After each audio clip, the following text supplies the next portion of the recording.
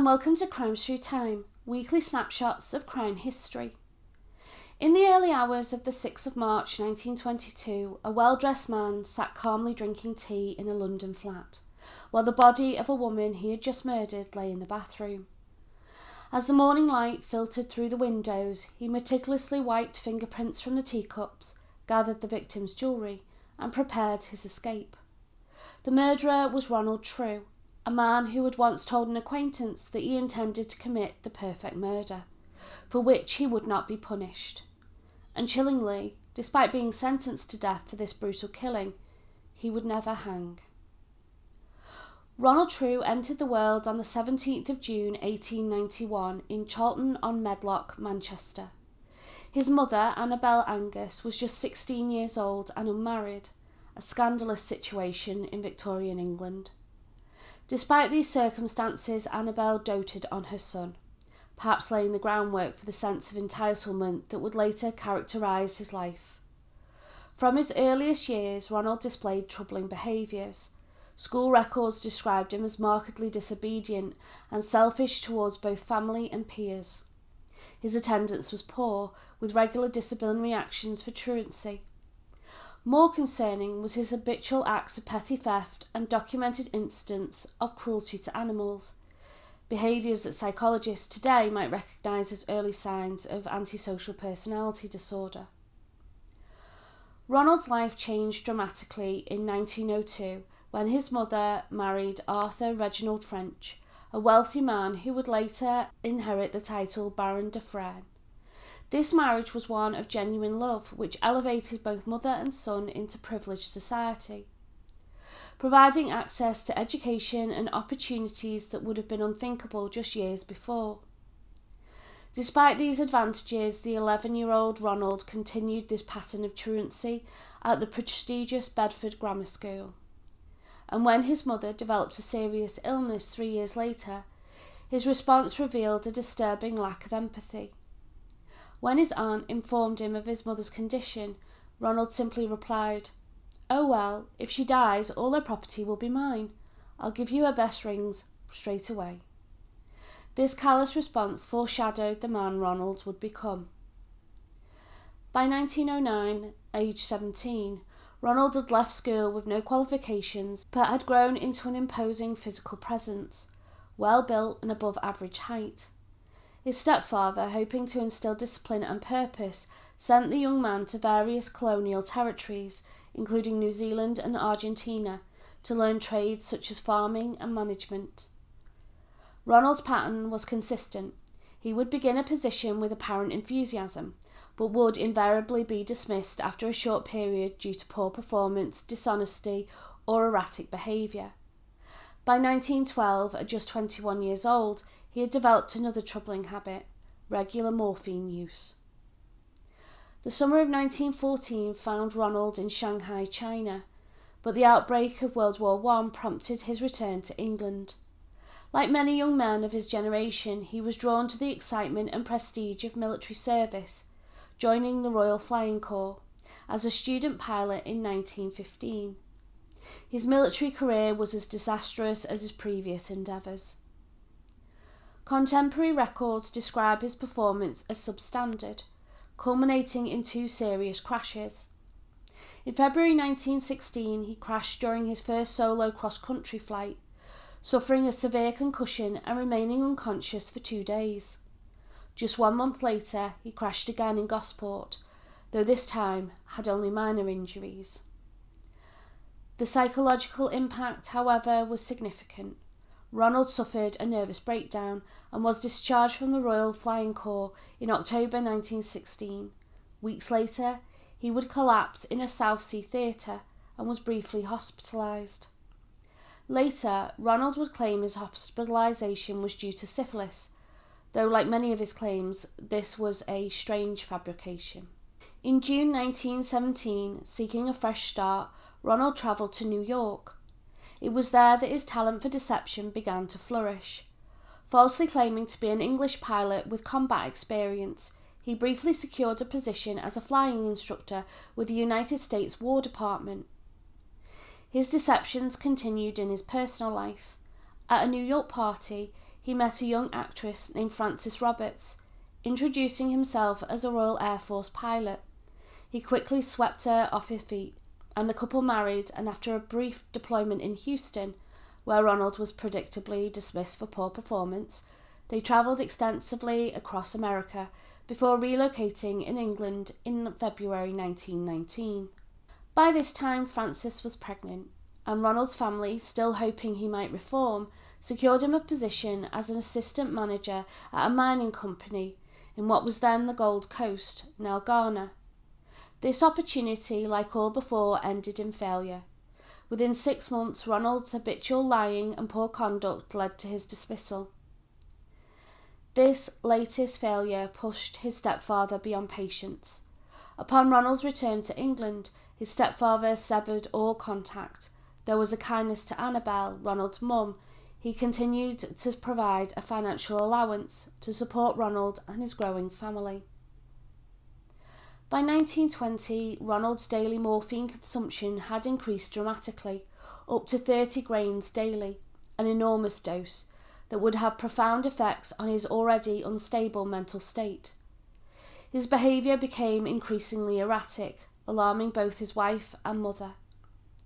At their insistence, Ronald spent approximately 6 months in a South Sea nursing home for treatment of his morphine addiction and resulting mental ailments. Staff noted he was prone to sudden mood swings and a tendency to sit in silence for long periods, staring vacantly at either the sea or sky. It was during this time that one of Ronald's most disturbing delusions emerged, the belief that he was shadowed by a doppelganger who shared his name but spelt it Ronald, T-R-E-W, true. Ronald became convinced this phantom double was his mortal enemy. This delusion became central to his identity. On several occasions, Ronald would abscond from the nursing home and travel to London, where he would survive through theft and passing forged cheques. When confronted with evidence of his fraudulent activities, he would insist the matter belonged not to him, but to the other Ronald True. After discharging himself from the nursing home, Ronald lived with his wife in Portsmouth for approximately 12 months, before again seeking treatment for his addiction. Following this second treatment, he briefly lived with his aunt in Folkestone, sharing a disturbing prophecy. 3 palmists across the world had allegedly told him he would be murdered at the hands of a woman, and that, as he was only destined to live a short life, he intended to maximise his pleasures. Ronald's behaviour became increasingly erratic and concerning. In late 1921, after learning his wife had resumed her acting career, something she had to do because of the financial pressure Ronald's drug use was having on the family, he abandoned her and their child, removing both as beneficiaries of his will. He relocated alone to London, lying to his family about a job offer from a Mr. Harris that never existed. On the 7th of January 1922, Ronald cut all physical contact with his family and immersed himself into London's West End. He frequented bars and clubs, living an outwardly affluent lifestyle, funded by the allowance, petty theft, and fraudulent cheques. His paranoia about his supposed doppelganger intensified. In early February, Ronald purchased a pistol from an acquaintance named James Armstrong for £2, explaining he was determined to find and kill Ronald True. Later that same month, he told a female acquaintance, whom he had just threatened to keep his company or be shot, that he intended to commit the perfect murder, for which he would never be punished.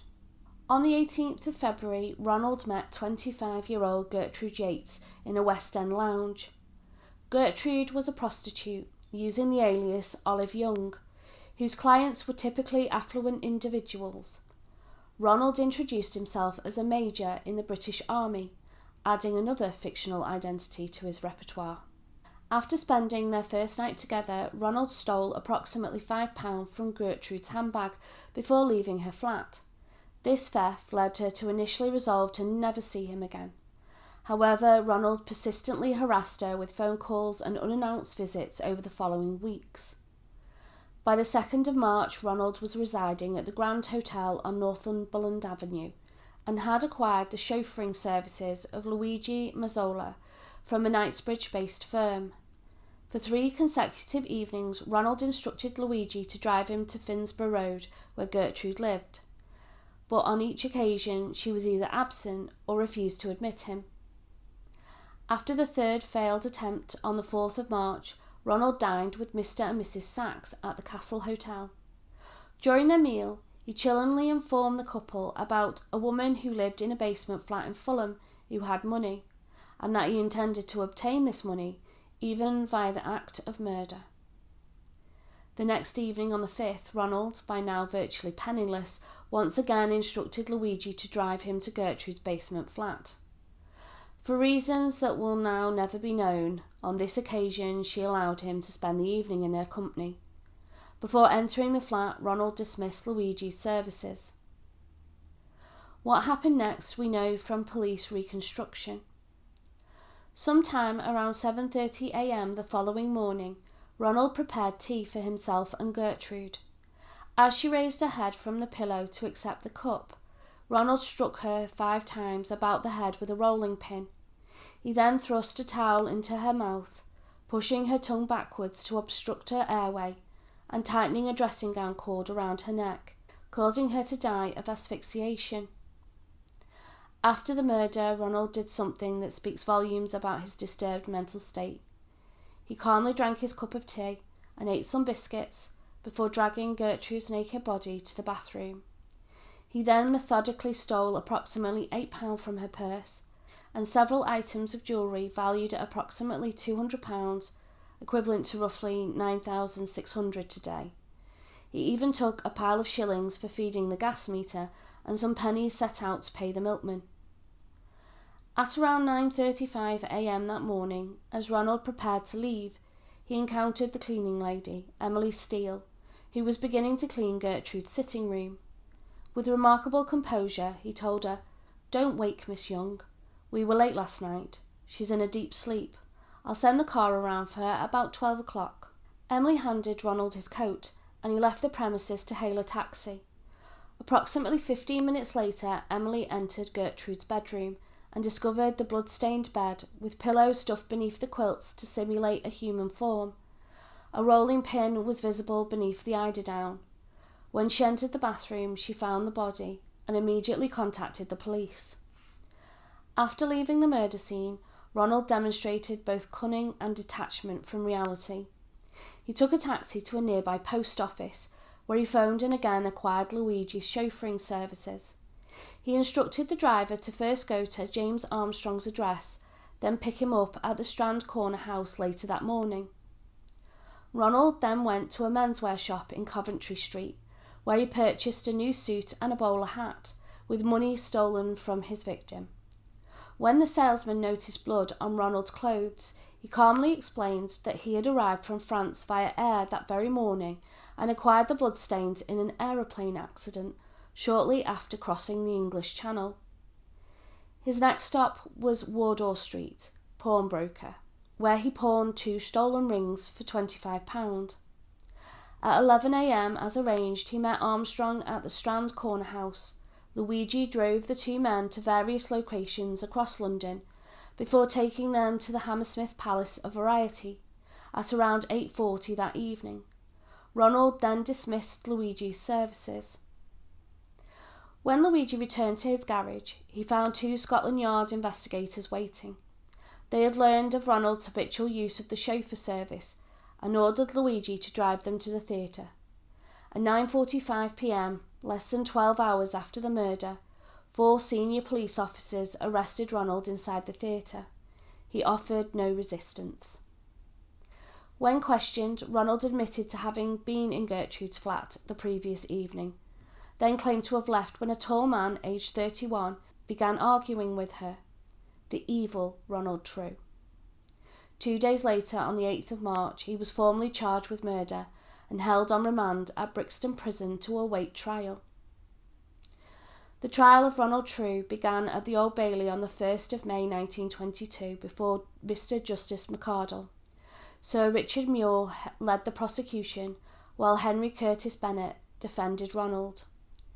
The defence strategy was straightforward: Ronald was insane and therefore not criminally responsible for his actions. Curtis Bennett introduced two eminent psychiatrists who had separately examined Ronald while on remand. Both testified that he suffered from a congenital mental disorder, aggravated by his morphine addiction. The prosecution's argument was equally straightforward. Ronald's motive was simply robbery. Muir contended that Ronald needed money, knew Gertrude had cash and valuables, and murdered her to steal them. Muir argued that Ronald's attempt to avoid detection, including lying to the cleaning lady and claiming his blood-stained clothes were a result of an aeroplane accident, proved he understood the criminality of his actions. After 5 days of testimony, Justice McArdle instructed the jury that to find Ronald insane, they would have to agree that he did not know what he was doing when he struck his victim not just once, but 5 times, before strangling her and attempting to conceal her body. On the 5th of May, after a brief deliberation, the jury found Ronald guilty of willful murder, and Justice McArdle sentenced him to death. Ronald appealed, arguing that the judge had misdirected the jury regarding the McNaughton rules, the legal test for criminal insanity. On the 25th of May, the Lord Chief Justice dismissed the appeal. Then came the controversy that would shake public faith in British justice. On the 8th of June 1922, Home Secretary Edward Short reprieved Ronald. Short had appointed 3 medical experts to assess Ronald's sanity. All concluded he was legally insane. On this basis, Short recommended commuting Ronald's sentence to life imprisonment in a high-security psychiatric hospital. The timing could not have been worse. Just 1 day earlier, on the 7th of June, an 18-year-old working-class pantry boy named Henry Julius Jacobi had been executed for the murder of Lady Alice White, despite the jury recommendations for mercy. The contrast between the fates of the wealthy Ronald and the working-class Henry sparked public outrage and accusations of class bias in the justice system. Short was forced to explain to the House of Commons that Ronald's reprieve was not a matter of personal discretion, but legally mandated. Once Ronald had been declared certifiably insane, the common law of England did not permit his execution. He did not, however, explain why he got involved by having Ronald assessed at all, because a jury had found Ronald sane and therefore guilty, and his appeal had been dismissed. A choice Short did not make for poor Henry. Ronald True was confined to Broadmoor Hospital, Britain's most secure facility for the criminally insane. During his decades of incarceration, he finally overcame his morphine addiction and participated in the hospital's drama activities. A small irony for a man whose entire life had been a performance. On the 8th of January 1951, at the age of 59, Ronald died of a heart attack while still incarcerated. His funeral was attended by only one person, his 76-year-old mother, Annabel, who had stood by him throughout his troubled life. The case of Ronald True remains significant in British legal history for several reasons. It highlights the tension between legal concepts of insanity and public perceptions of justice. It raised questions about class privilege in the judicial system, and it demonstrated the limitations of the McNaughton rules in addressing complex cases of mental illness. Perhaps most chillingly, it showed how a man who had explicitly stated his intention to commit the perfect murder almost succeeded in his aim. Though convicted, Ronald ultimately escaped the gallows through a legal technicality, exactly as he had predicted. Thank you for watching. Please like and subscribe and let me know what you think of this case in the comments below, and I look forward to welcoming you in the next one.